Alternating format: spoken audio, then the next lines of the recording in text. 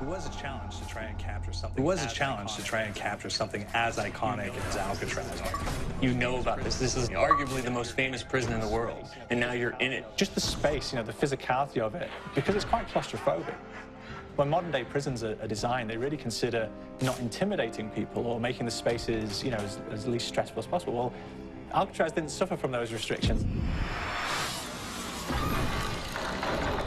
They did the research, they went out, studied Alcatraz, not just from books or internet. They were actually there to feel the environment, so it really sets a mood that gets you a little spooked. Well, we kind of started with the base layout of Alcatraz. The entire island we ended up roughing out in kind of a white box form, and then figuring out what play spaces we wanted to use out of that, what would be the most interesting areas to play in, and the connections between spaces, and spaces that the public doesn't necessarily get to go into. We really did a lot of pushing to really enhance that psychological horror aspect that we're really looking for. And this is a really good opportunity to really tell something special. Like I got stuck right through the gates to hell! This time around, I feel like it's been identified that there are these side missions that you're going to go out and try to accomplish. Al and the rest of the groups put together this escape plan, but the point is to get the parts and assemble this plane so they can get off the island. We did something new for the first time. We have actually contextual music that goes off. So that's a first for zombies. And it's all based around this horror thriller aspect. Every location will have a specific stinger that you hear when you find it, when you discover it, when you start unraveling the story. We start building on the music that you're hearing, and it's really enhancing that experience and going along with it in parallel.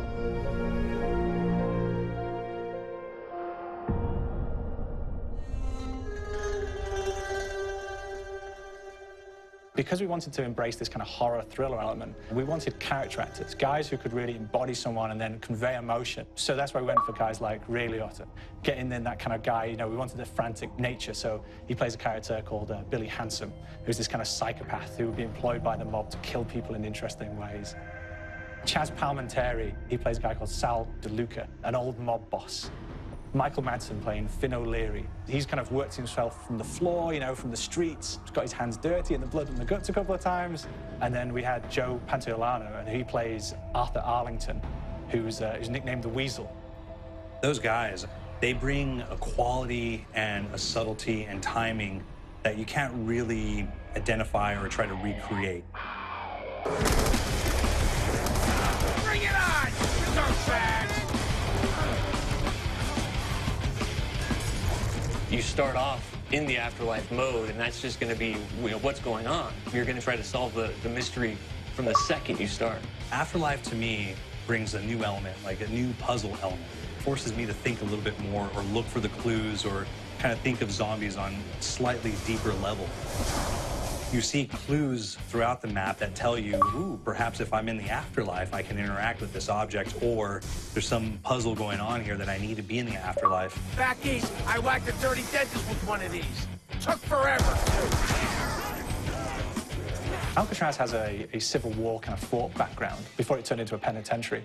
And so we had this kind of backstory, the idea that the warden would have collected Civil War weaponry. And one of them is a blundergat. It's a fictional weapon, but the idea of the combination between a blunderbuss and a Gatling gun.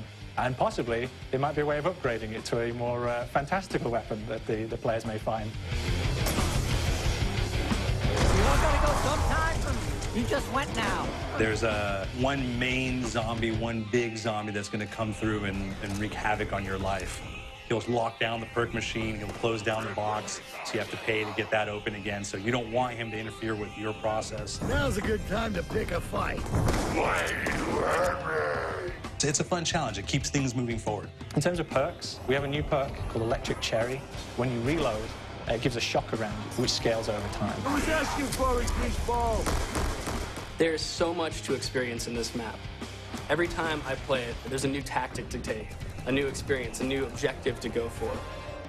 But there's also this layer of things that we aren't exactly exposing to the players right off the bat and will need to be discovered. Don't let me go. Is it the calling we hear? We've got the undead in there, we've got these historical elements, and these fantastic actors all seem to be with peace with each other in this kind of same world. So it's magical, and our team is incredibly excited by it. This is the call.